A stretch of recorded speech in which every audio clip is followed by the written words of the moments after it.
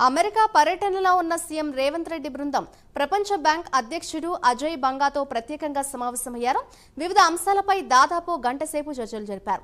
ఈ మేరకు తెలంగాణ భవిష్యత్తు అభివృద్ధి ప్రణాళికల్లో భాగస్వామ్యం పంచుకునేందుకు ప్రపంచ బ్యాంక్ సంసిద్ధతను వ్యక్తం చేసింది.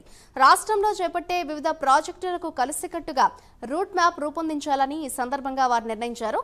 ప్రధానంగా skill development, net zero, future city, citizen health project రంగాల్లో భాగస్వామ్యానికి అవసరమైన సంప్రదింపులు జరిగాయి.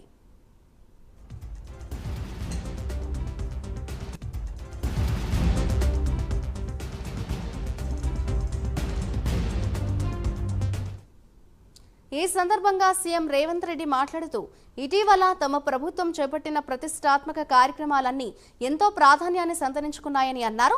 ప్రజలకు ఇచ్చిన మాట ప్రకారం తాము చేపట్టబోయే ప్రాజెక్టులన్నీ యుద్ధ ప్రాతిపదికన అమలు చేసి తీరుతామని ప్రకటించారు. అన్నింటిలోనూ అత్యంత పారదర్శకతను పాటిస్తామని స్పష్టం చేశారు.